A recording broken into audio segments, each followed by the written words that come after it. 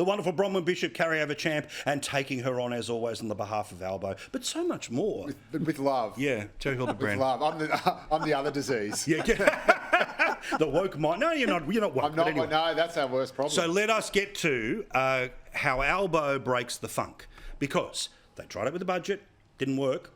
The polls consistently in a scenario where their vote is very low 30s or very high 20s. That is worse than the last election. I know that they all run around and say, but the Teals, they save us from everything. Well, again, who knows?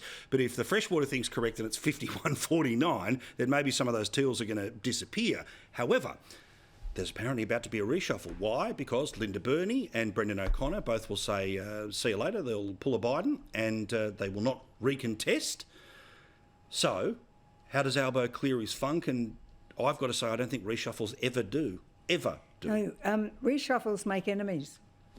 One, because the ones who go, they'll still be sitting in there until the election.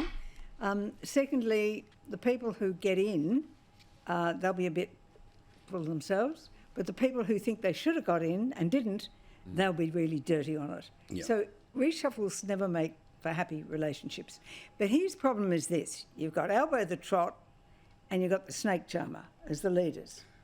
And under that, you've got a pretty ordinary front bench. Agree. And then under that, you've got a very shallow pool for which to choose any replacements. So they are in a funk. And their primary vote is slipping. And basically, at the end of the day, I think the baseball bats are starting to come out. Yeah, it is.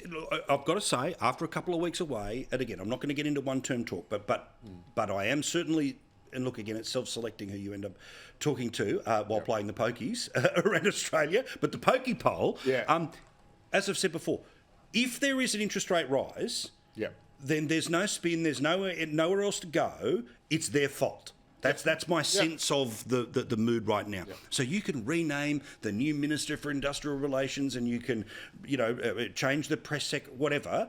If the fundamental idea is that inflation is not being beaten when they said it would be being beaten, the too little too late doesn't actually land, well then what exactly is their option to get out of it other than Peter Dutton, Peter Dutton, Peter Dutton? Yeah, and I don't think that's going to fly either. I've always been very sus on, governments when they're in government should act like they're in government, not act like they're in opposition. Correct. So, you lead a positive game. There's a couple of things I would say. One is that I'm actually surprised how well the government's doing, given the amount of pressure that people are under. And from what I hear, all I hear is, why aren't they doing more? Why are they? Someone said to me the other day, why are they even talking about anything else? Yes. Why are they talking about anything but cost of living? And I completely agree. I think they need a circuit breaker. The reshuffle is not going to be that, and is not meant to be that. It will be very small. It'll be very minor. I don't think it's going to be a big problem because Giles will be demoted, but it will look like he's just been moved He's sideways. not going to move 10 different ministers. He'll move a couple that's here right. and He'll there. move a couple. It'll be ministers that were, in the case of O'Connor and Linda Burney, who were going anyway. This was widely expected. Yes.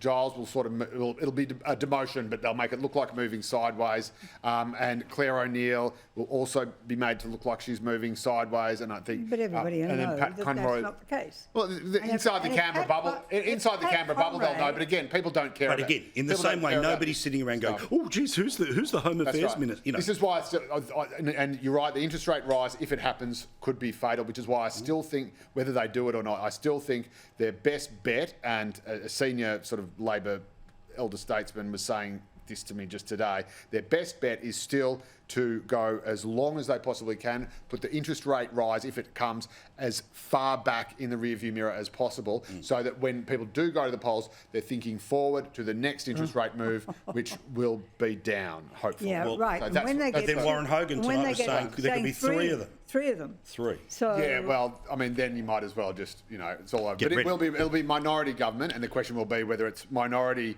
without the Teals and the Greens, praise Jesus, hopefully. And that means 72 seats, or whether... But that's the thing, if news polls right, it's 8 seats and you do need to get in. Either party could be in minority government.